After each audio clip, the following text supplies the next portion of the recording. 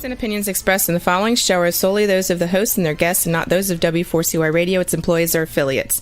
We make no recommendations or endorsements for radio show programs, services, or products mentioned on air or on our web. No liability, explicit or implied, shall be extended to W4CY Radio or its employees or affiliates.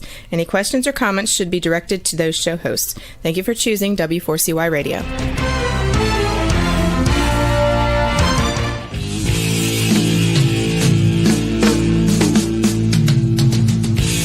Welcome to Outdoors People with me, CW Getz, and her, Maya Marzaki.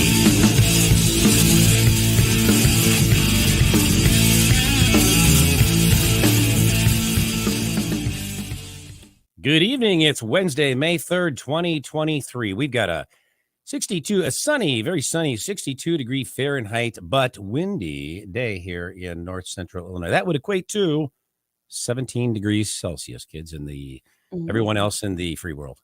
That's the United States. The only weirdos that go by Fahrenheit. What's your weather in Sao Paulo, Brazil? So it is a lovely day of fall with 26 degrees Celsius and means for you guys, United States, 79 degrees Fahrenheit. That's perfect. I mean, that is the perfect just weather. Perfect. And you will be here in 3 weeks experiencing some of our Midwestern crazy weather. You excited about that trip coming here? We're going to do a broadcast in Minnesota. Oh, yeah. I'm very excited. Like, I can't sleep right now. That's pretty exciting. I'm just so excited. Yeah, to see you, to see your place. Yeah. It'll be awesome. Yeah. Well, I appreciate it. And likewise. Yeah, we'll be testing out our new multi-camera television setup. We have 7 cameras. Yeah, 7 cameras. Yeah, we have many news. And we'll be able to launch a small aircraft from our location. I'm joking. I don't know. It's a lot. I'm trying to learn just half of what's going on, and it's really overwhelming. And I have to mention you weren't with us last week. You were feeling a little under the weather. You feeling okay now? A little better? Oh, yes, I'm better. Yes, I'm trying to handle the Brazilian fall, 79 degrees. Yeah, right. Exactly. For me. I feel really terribly for you. I tell you, man. Nice So, going. yes, but I'm feeling better. I hope my voice is better as well. Well, I'm glad to hear you're feeling absolutely. So hope you continue to feel good. So, yep. Well, tonight's episode of Outdoors People is brought to you by Rutabaga Paddle Sports, providing time on the water. By Campground Views, making camping easier. By Duluth Pack, made in the USA since 1882. And by Jackson Kayak, pursuing joy through paddle sports. Tonight's episode is California skateboarder and world traveler Valerie LaForge with our special guest, Valerie LaForge. 26-year-old Masters of Science and Business Management graduate, former semi-pro soccer player, surfer, and skateboarder Valerie LaForge grew up on an 80-acre ranch in Sebastopol, California, about an hour north of San Francisco. Her childhood was spent riding horses, climbing trees, and being barefoot. Valerie played soccer at St. Mary's College of California, where she studied sociology and justice, community, and leadership, earning her master's degree in business management. While in college, she completed Marine Officer Candidate School in Quantico, Virginia, graduating first in over 400 others in physical fitness. During her master's program, Valerie traveled to Japan, Philippines, Australia, New Zealand, Mexico, Indonesia, and Costa Rica, learning to surf in the Philippines. While in New Zealand, she played on a semi-pro soccer team and coincidentally discovered and fell in love with skateboarding. Valerie continues to travel the world, skateboarding, surfing, enjoying life, and sharing her experiences as a world-traveling adventurous. And with that, welcome to the show, Val. Thank you so much for having me. Wow. Glad to have you here. And I love that. You are just Val. I'm like that. It's like Sting or Cher. Or like my favorite name. I love that. So what's your weather like there in California? It looks like it's maybe like 65, 70. It's sunny, but it's super windy out there. Yeah.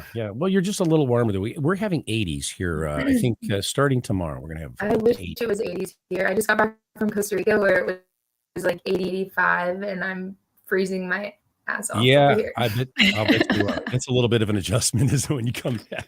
Yeah. And you said, we were talking a little backstage before the show, you said it never rains in California, or it does? It definitely rains in California. They've been lying to everyone. Oh boy, see how they were, those hippies from the 70s, man. Yeah, see how they are. I'm waiting And for summer. I heard it's been raining very much actually this beginning of the year, right? Yeah, I've luckily kind of missed most of the rain. I was in Costa Rica and traveling a lot, but it's been raining too much. That's Yeah, for sure. I think that's good you are traveling though. Yeah. Absolutely. So what was it like growing up on a ranch in California? Yeah. So I grew up on my dad has like an 80-acre ranch farm, and it's about an hour north of San Francisco in a really small town called Occidental. Our address is Sebastopol, but it's like 5 minutes from this little town called Occidental. And yeah, I guess growing up, I didn't realize how amazing it was until I left. And I was like, oh my God, I literally grew up in like the most beautiful part of California. Yeah, we have like tons of redwood trees. I grew up with horses and motorcycles, and we have like a huge pond at our house. So we'd go fishing and swimming in the summers. Oh, cool. Yeah, it was honestly the best experience. What kind of You horses did grew you have? up. Oh, sorry. Oh, go What ahead, was- Meg. Go ahead. No, it was just a little comment. I'm sorry. Like she grew up in a really outdoor environment. You also did? Oh yeah, yeah. I'm Nice. talking about you. Like sounds like really nice and outdoors Oh yeah, with totally. animals and. Oh my God. We had pigs, donkeys, horses, chickens, like pretty much every Really? animal you can think of.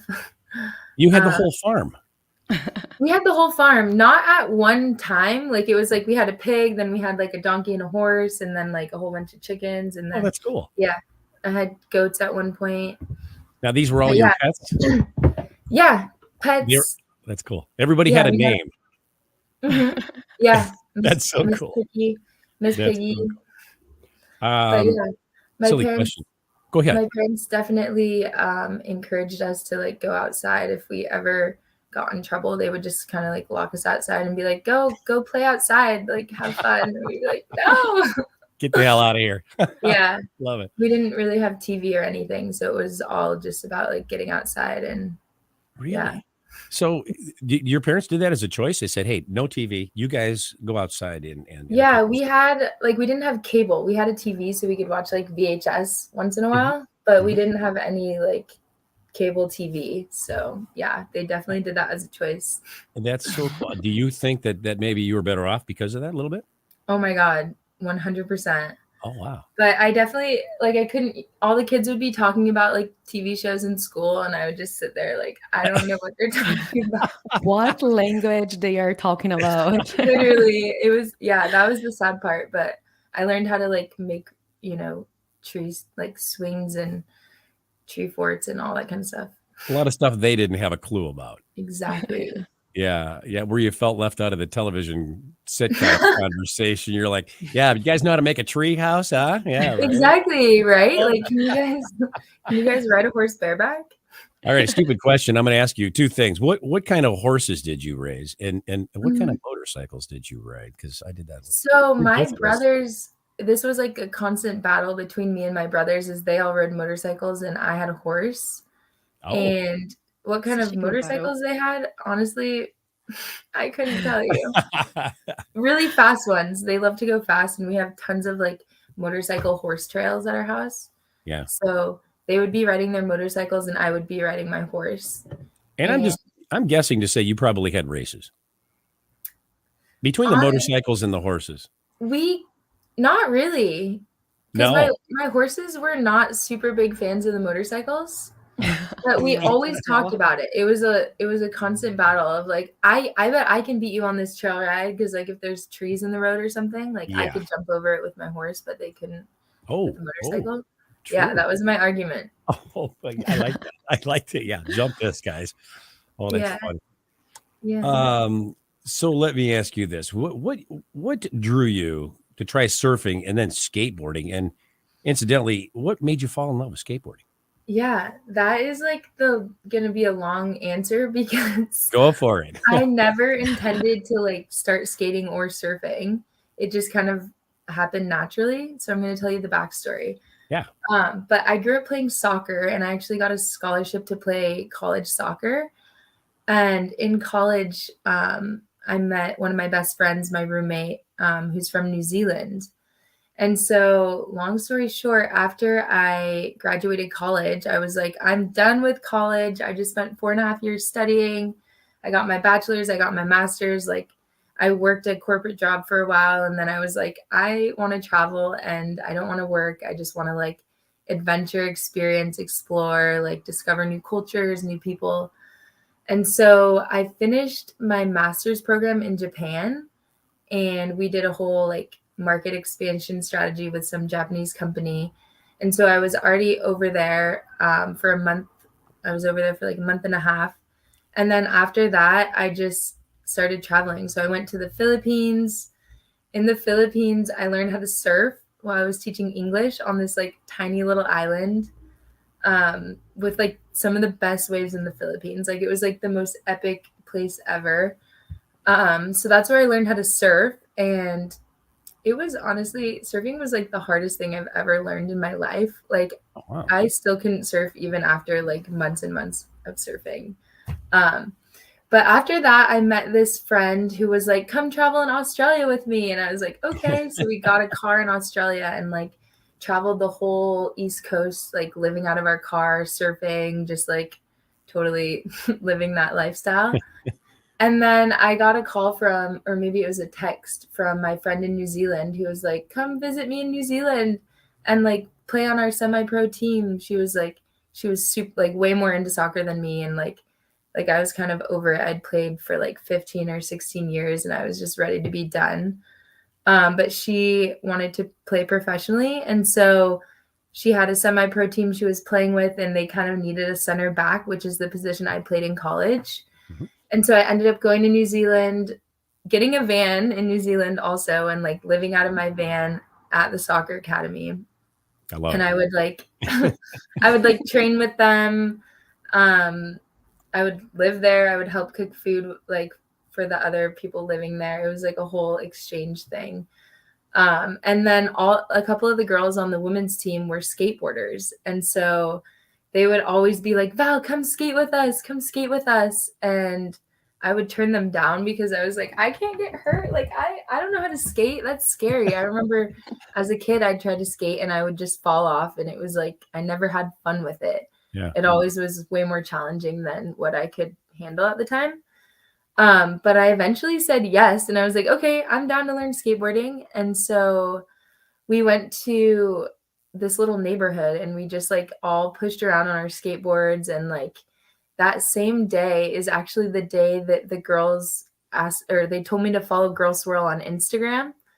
And I was like, what's Girl Swirl? And I looked up Girl Swirl and I was like, oh my God, this is like the coolest the coolest group of chicks I've ever seen. It was like 9 girls who were like all so beautiful and like dressed so cool. And they just like skate around and like, it always looked like they were having so much fun. So I followed them on Instagram. And the next day after this, I went and bought my first skateboard, which was a Carver. Oh, wow. Because I was already like learning how to surf. So it kind of made sense to get a surf skateboard, which also helps improve your surfing. And yeah, Carver was like Girl Swirl's main sponsor, which is also like insane. And that's like how I was introduced to skateboarding. Every single day after that, I would skate. I was so addicted. I would get up early in the morning and like go to the skate parks before anyone was there. And like, I would literally have dreams about like power sliding and like doing turns in the bowl. And it became like my, I don't know, like my muse. I was just so in love with it. But yeah, I fell in love with skateboarding and I actually started messaging Girl Swirl on Instagram and was like, I love you guys so much. You guys are so awesome. Like, blah, blah, blah. And then they started messaging me back. And I was like, oh my God. Like, Now you're somebody. Yeah. exactly. I was like, what? They're responding to me? Like, these girls are the coolest girls I've ever seen. And like, they're responding to me. And so that's kind of how I got introduced to Girl Swirl also. Very cool. So now you are the cool girl one. I'm still learning. But yeah, it's been such a journey. Like, I couldn't have made up this whole plan even if I wanted to. Like, all the pieces that fell into place in order for me to like, you know, get into skateboarding, get into surfing, like end up here in Venice Beach. It's really a dream. Yeah. Sounds like it was all meant to be. Right? I really think so. Yeah, absolutely. Absolutely. Mhm. Yes, totally. I can totally tell in your smile and your eyes. Yeah. And yeah, I don't know if I told you guys this already in the story yet, but I'm actually Girl Swirl's first sponsored team rider.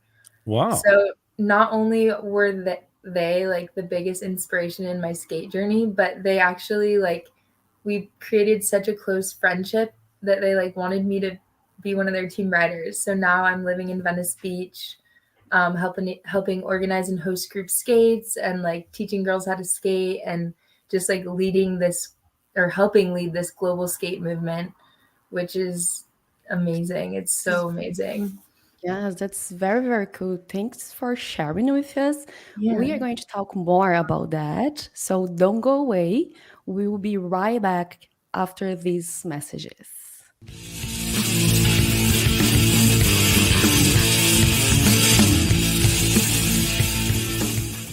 A few years ago, someone asked Rutabaga's owner, Darren Bush, "Hey, how long have you guys been selling boats?" Darren replied, "Well, we don't sell boats. We sell time on the water."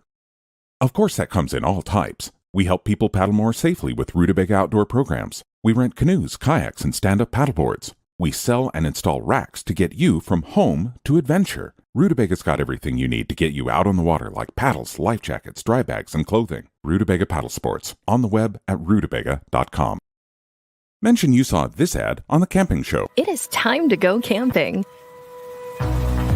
Introducing Campground View's virtual tours. You can tour the campground, see the sites, see if they are available, and click to book your perfect spot. Hit the open road and explore the amazing places found in nature. We make it easy to discover, find, and book your site so that you can go have the fun and freedom you seek. Campground View's virtual tours make it easy and simple for you to see where you are going.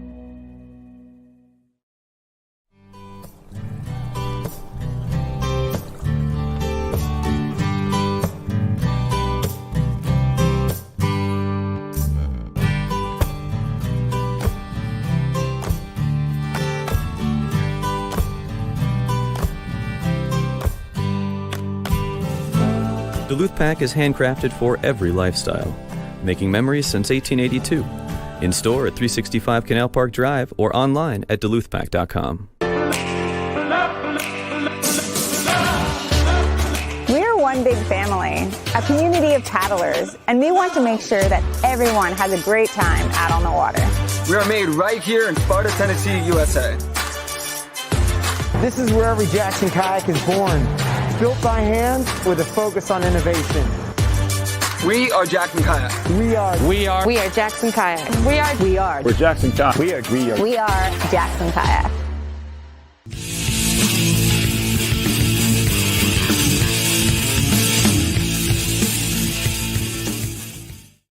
And we're back with our guest, Valerie LaForge. Valerie, tell us about your experience playing semi-pro soccer. Tell us a little bit more about that when you were in New Zealand. Yeah, so I was playing at an academy in New Zealand called Olay, and they were more like a men's team. So they were training men to play professionally in other countries, like all over Europe.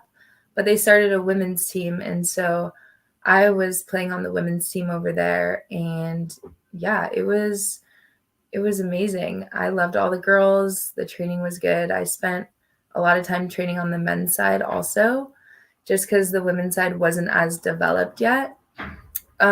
So yeah, the girls on the team were all training to be pro soccer players or play on the New Zealand national team.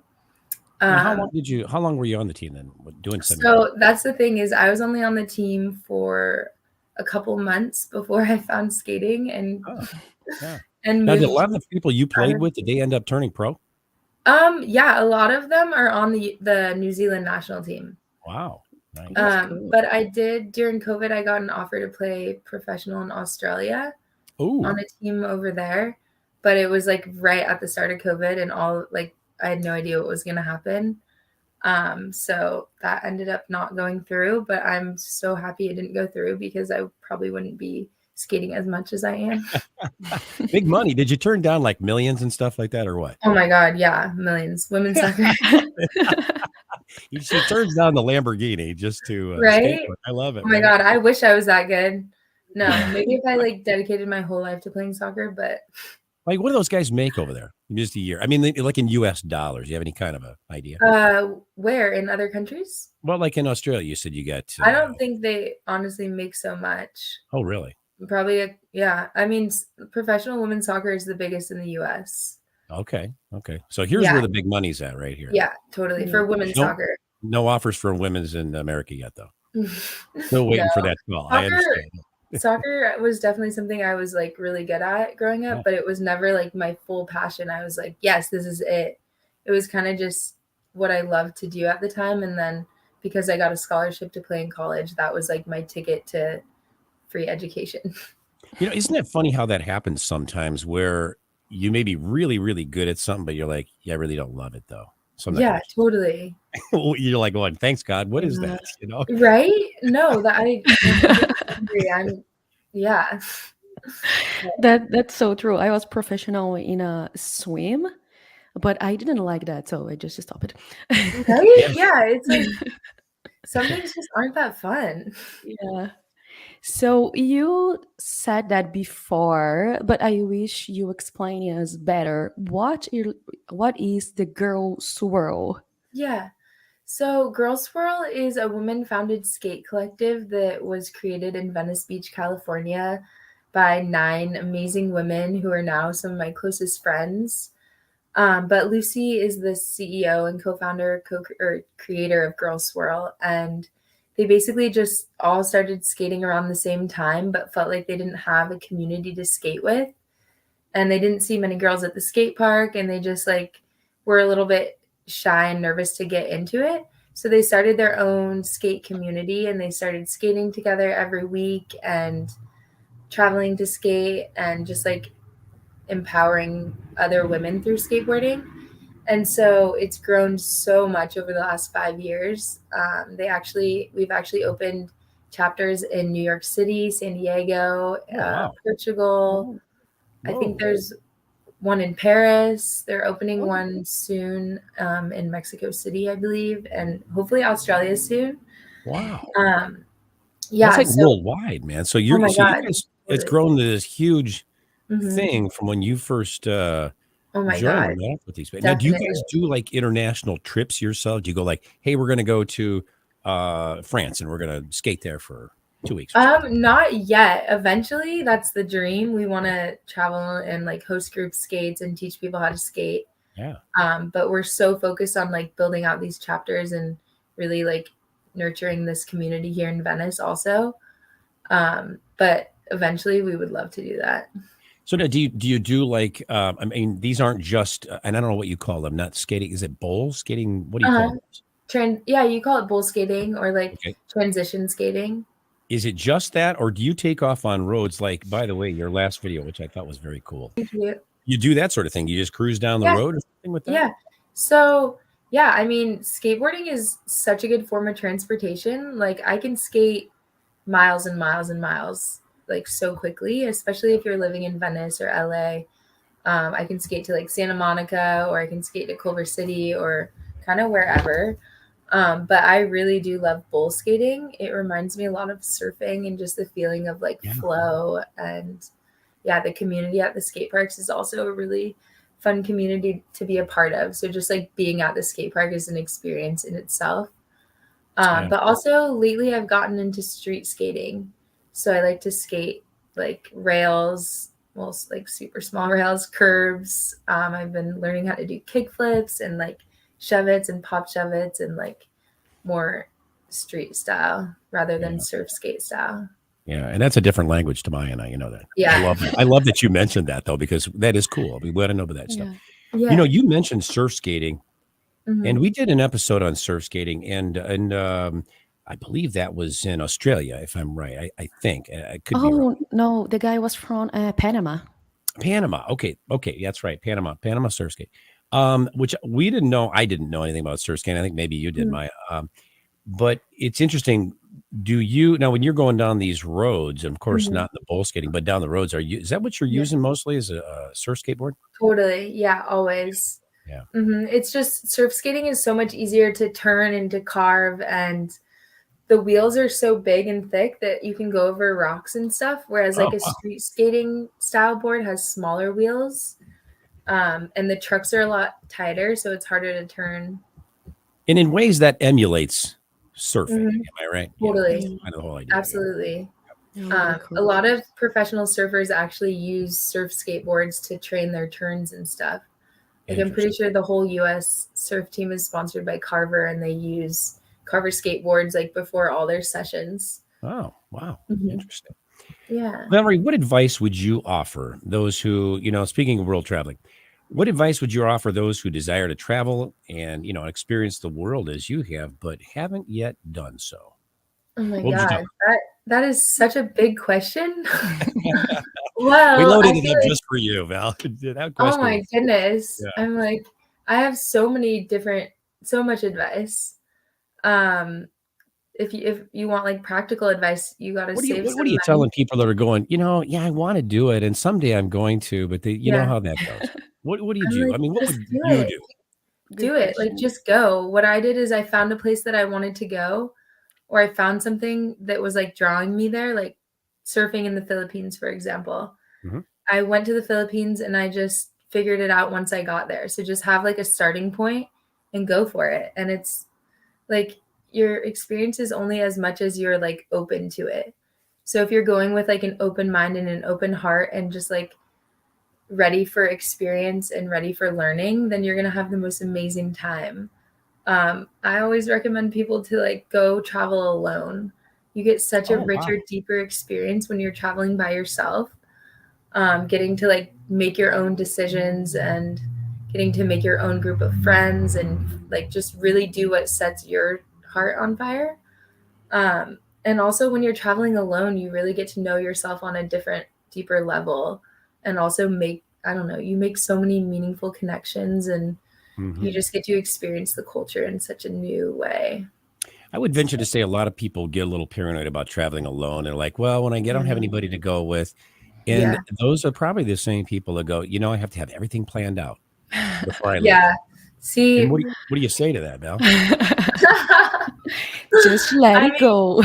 I say then stay home, dude. Because if you wait till the perfect time, you're never gonna go, right? Well, and everything is in order.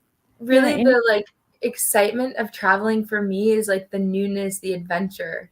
Like if I had everything planned out, it would be such a different experience. Yeah. I wouldn't get to know all the locals. I wouldn't get to like, walk around with my backpack looking for a hostel. Like I love those experiences of just like, I don't know where I'm staying tonight, but I know it's going to work out. Yeah. And I don't think everyone can live like that, but I think that's But if you have that mindset, that's really what you're saying, the best way to go about it. I love it. Yeah. For me, yes. Yeah. But I feel like what you look for in trips when you are traveling by yourself, it is exactly what scares people. Yeah. So be alone, make connections. Totally. Like people are afraid of that. Totally. And I was too. Like when I first started traveling, I was like so scared to travel alone and to meet people. And it's like, it's really. It's really, yeah, for sure. I wasn't always like, woohoo, go travel solo. But the reason I'm recommending it is because I learned so much about myself and what I want and like the path that my life is going just from being by myself, from being in uncomfortable situations, from like testing the limits, I feel like that's where we grow, is in the unknown. And Absolutely. I would agree with that 100%. Great Me advice. too. And you cannot wait for someone else live your life and your dreams, right? So just go for it. Exactly. And Like if that's your life and your dream, then absolutely go for it.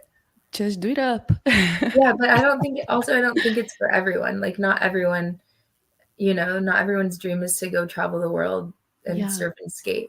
But like for the people who that is their dream, it's so doable and it's like achievable. And if I could give any practical advice, it would be to work, save your money, and then go so that you don't have to work while you're traveling. Oh, yeah. And That's another good call. one way that I was able to save a lot of money while I was traveling is I didn't drink alcohol and I didn't eat out. And I feel like if you don't do those two things, you can travel forever.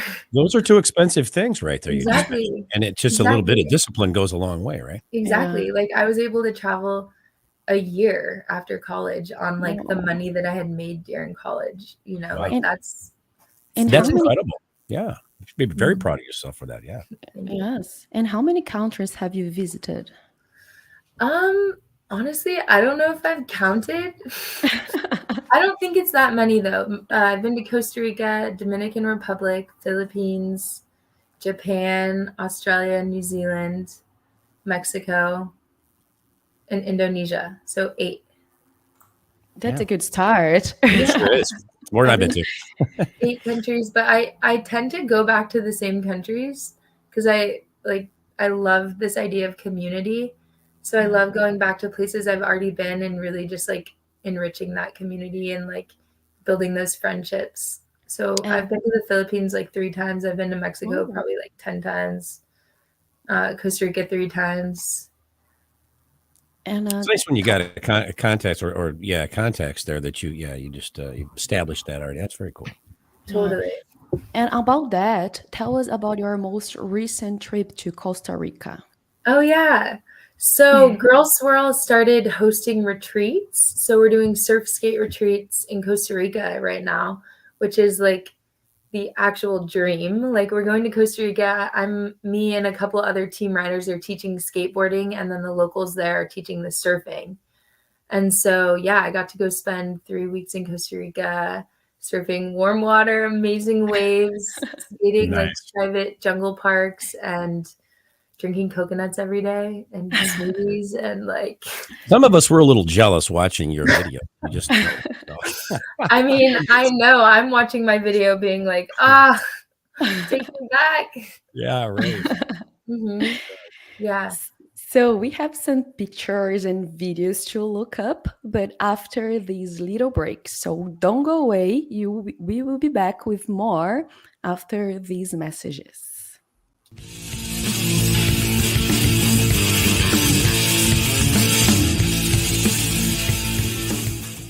A few years ago, someone asked Rutabaga's owner, Darren Bush, "Hey, how long have you guys been selling boats?" Darren replied, "Well, we don't sell boats. We sell time on the water." Of course, that comes in all types. We help people paddle more safely with Rutabaga outdoor programs. We rent canoes, kayaks, and stand-up paddleboards. We sell and install racks to get you from home to adventure. Rutubaga's got everything you need to get you out on the water, like paddles, life jackets, dry bags, and clothing. Rutabaga Paddle Sports, on the web at rutabaga.com. Mention you saw this ad on The Camping Show. It is time to go camping. Introducing Campground View's virtual tours. You can tour the campground, see the sights, see if they are available, and click to book your perfect spot. Hit the open road and explore the amazing places found in nature. We make it easy to discover, find, and book your site so that you can go have the fun and freedom you seek. Campground View's virtual tours make it easy and simple for you to see where you are going.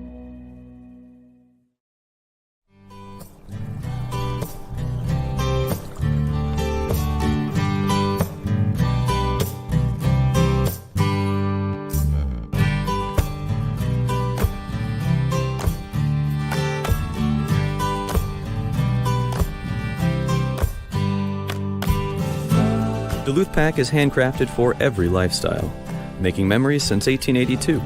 In store at 365 Canal Park Drive or online at duluthpack.com. We're one big family, a community of paddlers, and we want to make sure that everyone has a great time out on the water. We are made right here in Sparta, Tennessee, USA. This is where every Jackson kayak is born. Built by hand with a focus on innovation. We are Jackson Kayak. We are Jackson Kayak. We're Jackson Kayak. We are Jackson Kayak.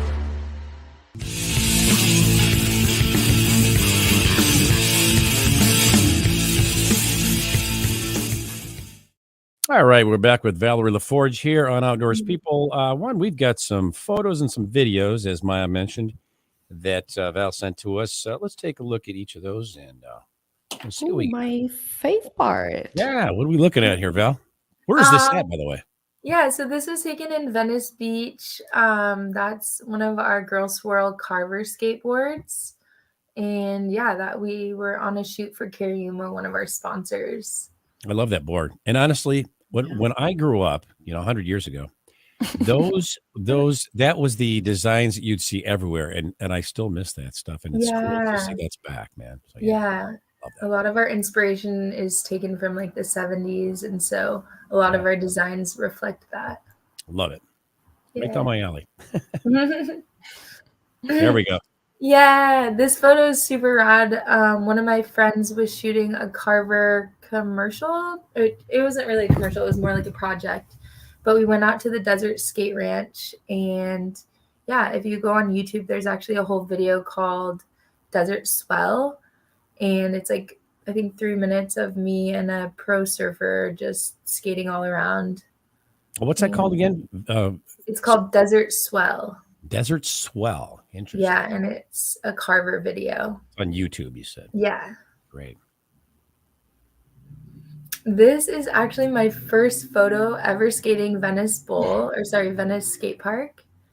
And that was like a year and a half before I ever moved to Venice. So I love this photo so much. Yeah. I have to ask you something. Seeing you in this photo and so close to the top, and actually, I'm not going to give one of your videos away, but maybe I will when I say this. It was damn close one time when I saw I heard the skate wheel go over the top. What happens when you wipe out? Do you just like slide and scrape yourself up all the way down that bowl? Yeah, I try not to fall so much. Yeah, right. I don't have that problem. But I see no knee pads, no elbow, and nothing. And you're yeah, you kind of just gotta tuck and roll. Wow. Yeah. I bet that hurts when you do. And hope you don't fall, or have the confidence that you're not gonna fall because you've practiced what you're doing so many times. I like that. Yeah. There you go. This is a photo of me from when I played soccer at St. Mary's College, which is in the East Bay, in a little town called Moraga. Yeah, that's pretty cool. Yeah. Beautiful picture. I can see you being a pro soccer player. I'm sorry, I can. Yeah. You look for so long. For sure. This is probably my most proud photo ever taken of myself. Yeah. This is me receiving my fitness award. I graduated #1 out of 400 or more people in physical fitness at Marine Officer Candidate School in Quantico, Virginia. And that is Colonel Nethercott. So she's like the freaking badass colonel of the Marine Corps. That is an amazing photo. And right? You do that part very well. Thank you. Yeah, that was an intense moment in my life. I can imagine. This is a picture of me surfing at San Onofre, which is one of the best longboarding waves in Southern California, in my opinion. And it kind of looks like Hawaii when you're there. You can see the palm trees on the beach in the back. Isn't the water cold there? Because when I was in California and I was on Venice Beach, I know that's not but it was cold. The water was really cold. The water is very cold here, especially compared to Costa Rica. Yeah, my God. Yeah, you have to wear a wetsuit for sure. Mm-hmm. This is an epic photo that one of my friends took in Baja, in a little town called Cerritos. And yeah, there's like a whole rock that goes out into the water. And so my friend is standing on that rock taking this photo. And I'm out there surfing a wave storm, which is, most people would say, is like a beginner board. But I love surfing the wave storm on pretty much any type of wave because you can't break it. That looks like a magazine cover. I mean, honestly. Right? It looks like I was photoshopped in there. Yeah, It absolutely does. Like in the Hawaii 5-0, the beginning. Right? The water is just perfect. Oh my gosh, the color is just so beautiful. Yeah, I love that shot so much. It's awesome. All right. There you go. Yeah, we got some videos coming.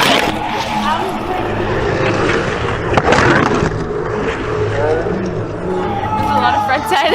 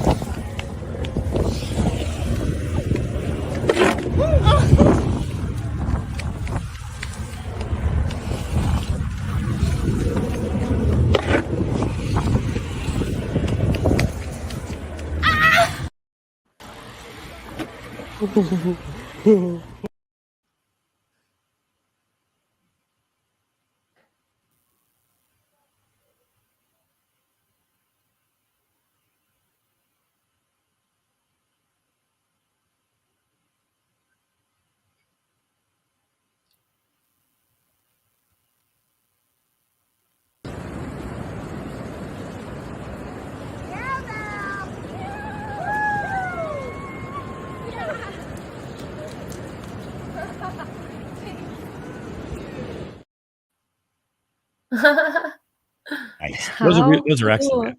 Cool. Yeah. Love it. I can definitely enjoying your life in the best way. Yes. It's so nice to see you. Oh, thank you so much. Yeah, those are, wow. I'm like smiling over here, like watching myself. I'm like, damn, that was fun. There you go. And the thing is, I when your skate wheels go over the top of that edge, man, I'm telling you, I'm just like, that's it. I'm done. I'm cooked. I'm going down this freaking Right? concrete bowl of terror. You can't think too much about it. Like you just gotta go for it. And when I was first learning front side carves, I never intended to hit the coping. It just naturally happened because I was skating so quickly that if I didn't hit the coping, I was going out of the bowl. So it kind of, yeah, it was. I'm telling you, too excited. I would have scabs all over my body if it were me. That's just how I am. Yeah, I'd be wrapped up like a football player, with all these pads. Yeah. It's a lot Totally of not practice. cool. Yeah. Mm-hmm. That's funny. And where can people go to follow you on social media? Yeah, so my Instagram is Valerie LaForge. All right, you're gonna have to spell that for us. I know. I always forget if it's okay. VALALAFORGE. So my first name's Val and my last name's LaForge, and my middle name's Angeline. Oh, wow. So that's why it's Val A, and then it's like Lala Forge. I love that. And you know what? Everybody who watches the show gets the luxury of having a visual aid here, but for our podcast people, they won't see this, so that's why we have you. Okay. You have a tricky one. Yeah, yeah, that's tricky. We were just trying to be funny for you, difficult. And, and hit me up on Instagram. Send me a message if you need any travel advice or skate advice or like best places to go in Mexico. Oh, very cool. Appreciate that. Well, Valerie, thank you for being our guest here on Outdoors People. It was absolutely a pleasure having you here with us, and you're a lovely young lady, and you got a great future ahead of you, I'm sure. Oh, thank you so much. Take care, you guys. Thank you. Thank you for being here and share your story with us. And we'd also like to thank each of our sponsors for bringing you tonight's show. Rutabaga Pedal Sports, Campground Views, Duluth Pack, and Jackson Kayak. Be sure to tune in for next week's episode, Truckin' USA, with our special guest, Dave Prokes. Until then, for Maya Marzaki, this is CW Getz saying, thanks for tuning in to Outdoors People. See you next week. Ciao.